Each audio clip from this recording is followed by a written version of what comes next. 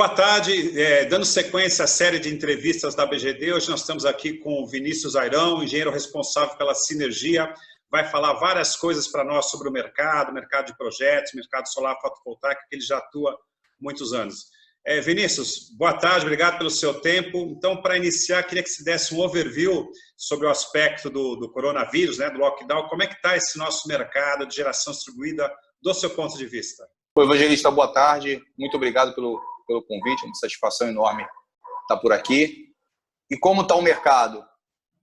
O mercado vinha crescendo, né, numa velocidade grande, a gente já estava tendo uma série de transtornos aí junto às concessionárias, parte em função do aumento de demanda das concessionárias, parte em função também de uma não boa vontade, por assim dizer, das concessionárias, e o lockdown trouxe uma série de consequências.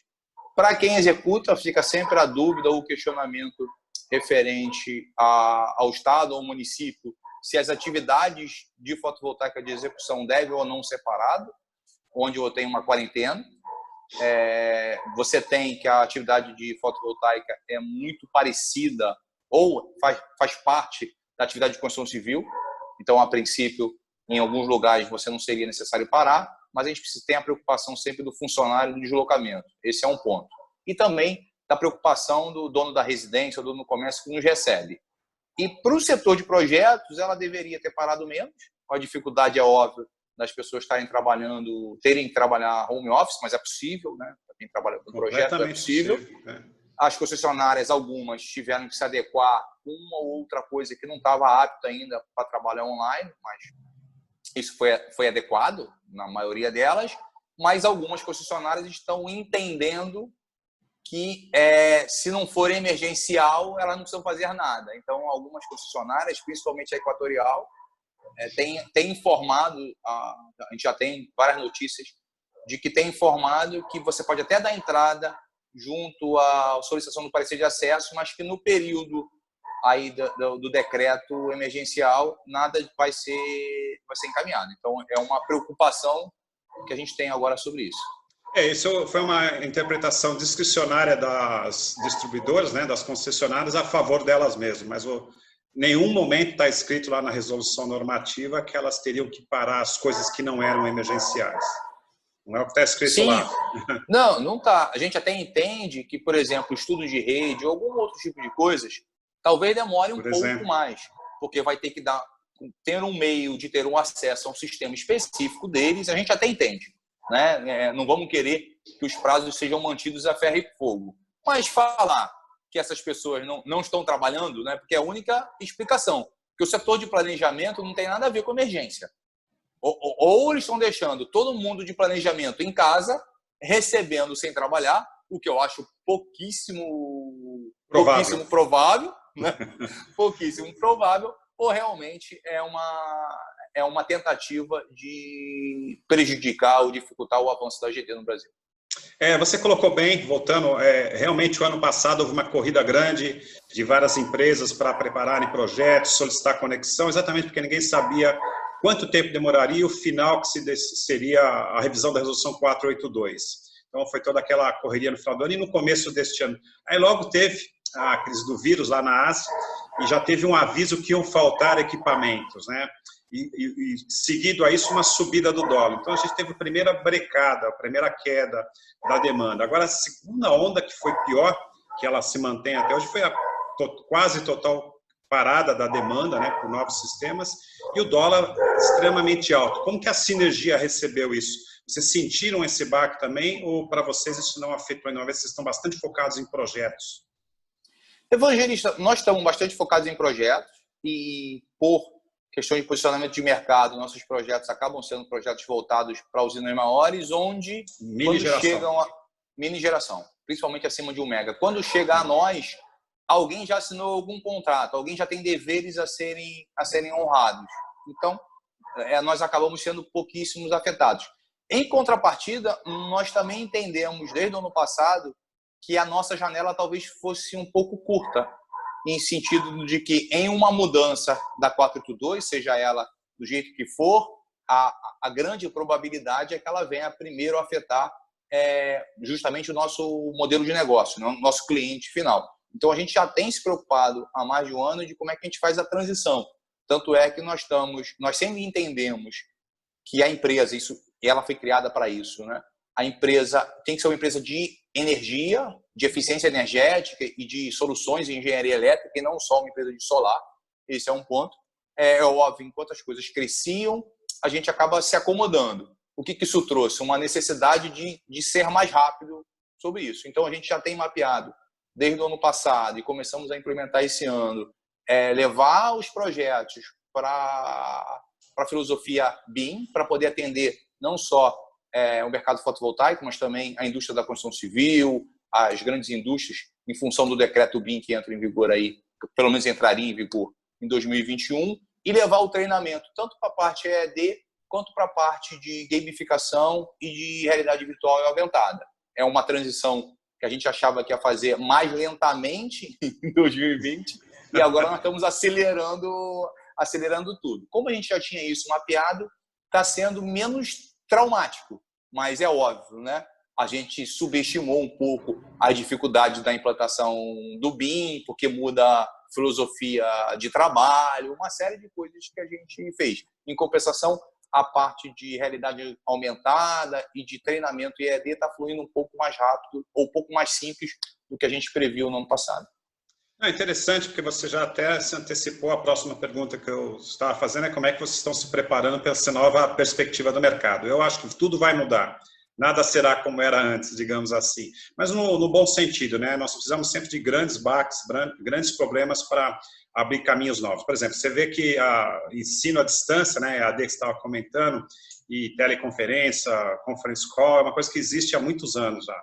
E agora todo mundo está aprendendo a usar. Você vê que a necessidade muitas vezes faz a causa. Mas eu perguntei do BAC na sinergia, porque apesar de vocês, quando chegam os projetos até vocês, o contrato já está assinado, já tem deveres e obrigações acertadas entre duas partes, o que a gente tem visto no mercado, o que está acontecendo diariamente é uma quebra no meio do contrato, então o fornecedor já avisa que não vai pagar, ele já fica sabendo que não vai receber e também não vai pagar os compromissos, né, que ele tem. É uma coisa em cadeia. Então, a gente pode pegar um exemplo claro de financiamentos que já assinados e aprovados, o dinheiro não saiu, pessoas que já estavam no meio da obra tiveram que parar na obra ou porque o cliente solicitou, ou porque não tinha hotel para eles ficarem, ou porque a prefeitura pediu para saírem, mesmo indo negociar. Algumas vezes o pessoal vai nas prefeituras e negociam, mostra que não é uma atividade de alto risco, não está em contato com a população, mas às vezes a prefeitura, por um motivo qualquer lá, o fiscal, o secretário responsável por isso, não compartilha da mesma ideia e para. E aí todo mundo para em cascata, inclusive avisando os projetistas, no caso de vocês, olha, pode parar o projeto, que eu nem vou pagar mais, né? Eu nem vou mais. Isso é claro que não é assim tão simples, mas isso tem acontecido, infelizmente. No nosso caso, parar o projeto não, mas as condições de pagamento sim. Então, alguns pediram suporte no quesito de parcelar, só posso te pagar 30% do combinado agora, nessa parcela. Por quê? Porque era justamente o projeto executivo, então ele estava contratado por alguém que parou a obra e logo ele não executa, ele não mede, ele também não pode pagar. E alguns projetos novos, o cliente tem pedido condições de pagamento diferenciadas. Como a gente só tem duas hipóteses, ou a gente dispensa a equipe, isso é uma hipótese, ou a gente mantém a equipe,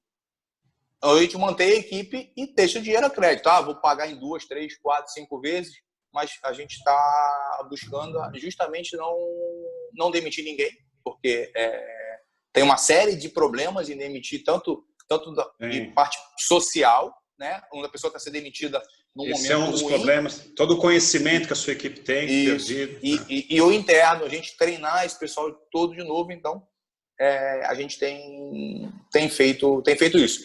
Também entendo que nós damos mais sorte do que nosso posicionamento, né, e o momento que isso aconteceu nos põe numa situação um pouco mais confortável do que o resto do setor. Eu tenho consciência disso. A empresa sempre foi enxuta, a equipe é enxuta, né, já era enxuta. É fácil trabalhar a remoto, então menos custo de alimentação, menos custo de passagem, de infraestrutura. Essas coisas facilitam. Tá? Então a gente acaba trilhando o caminho com menos dificuldade do que o resto do mercado, mas não é... Também tem uma vantagem, para quem já está há muito tempo no mercado, não é a primeira crise que a gente passa. Então, a gente já tem a tendência... primeiro, que quem já passou por crises graves, eu já passei por crises graves, a gente fica meio traumatizado. Então, mesmo quando as coisas estão boas, a gente fica preocupado, a gente acaba tendo um plano de ação.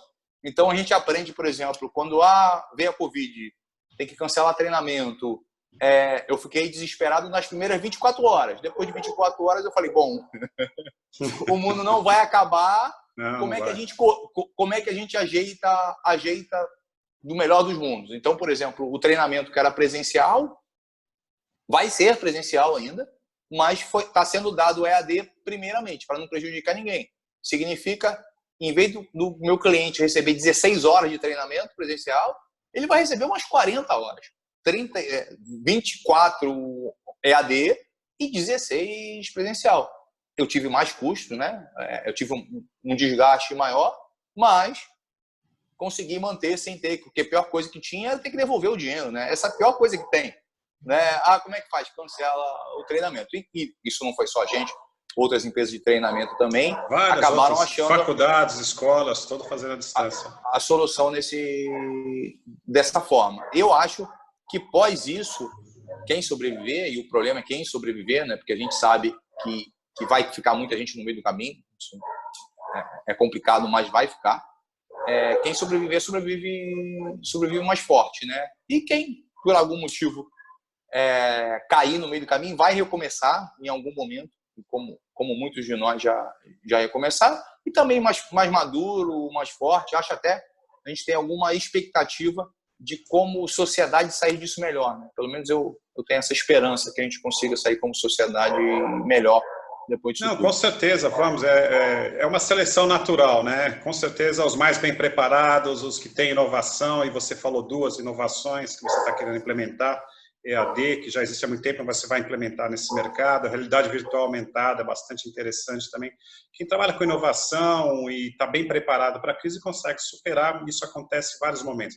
Por acaso foi o lockdown, né, o coronavírus, poderia ter sido qualquer outro problema, você tem razão, a gente passou por aqui no Brasil, por várias crises já, desde o século passado até esse século, tivemos planos econômicos, tivemos inflação altíssima, hiperinflação, crise mundial, etc., tudo isso afetou o nosso mercado e as empresas continuam aí firmes e fortes, algumas, outras não tão fortes, outras não tão firmes, mas com certeza isso é mais uma prova que a gente tem que superar. Vinícius, eu queria, para encerrar, que você desse um overview sobre essa retomada. Nós estamos fazendo uma previsão, uma mais otimista, outra não tão otimista, de retomada em 3 meses e retomada em 6 meses desse mercado. Você praticamente já falou qual que são os seus planos, né? Está trabalhando forte em inovação e treinamento, mas como é que você vê essa retomada do mercado, especificamente desse mercado que a gente está segmentado, a geração distribuída com fontes renováveis de energia? Eu sou um pouco mais otimista, eu estou nos 3 meses, e eu vou te dizer por quê. Diferente de outras crises que aconteceram, o dinheiro no mundo continua negativo, o dinheiro no mundo todo está negativo, inclusive no Brasil, quando a gente vê a taxa Selic e vê a inflação e taxa de juros. Está muito concentrado o dinheiro, é óbvio, isso é um problema, mas quem tem o dinheiro concentrado vai ter que fazer alguma coisa com o dinheiro, ponto. Tá? E a gente já sabe, isso já era a geração distribuída anteriormente, a gente já sabe que a geração distribuída dá um bom retorno, é quase uma renda fixa, não é uma renda fixa, mas dá um bom retorno, num momento que nada mais dá retorno sem grandes riscos no Brasil. Locação de imóveis não dá mais retorno, tesouro direto não dá mais retorno, bolsa é para quem conhece, né? Bitcoin também. Para quem tem coragem, compra quem é louco. Então eu acredito que o dinheiro está aí, já estava. Eu acho que se não tivesse tido o Covid e a gente tivesse uma regularidade política um pouquinho melhor, a gente já tinha entrado numa boa curva ascendente, tá? Mas eu acho que aconteça o que acontecer daqui a 3, 4 meses, para o setor de geração distribuída, eu acho que a gente começa a recuperar bem. O parque industrial, o resto todo que o Brasil também precisa, né? eu acho que leva mais um tempinho. Mas eu acredito que em 3 meses a gente já está de novo aí no firme e forte no setor. Ótimo. Otimista como nós, isso é bom.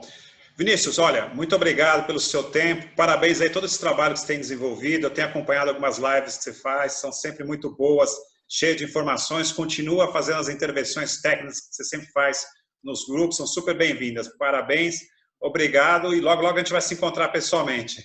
Tá ótimo, Evangelista. Obrigado, um forte abraço, hein? Até.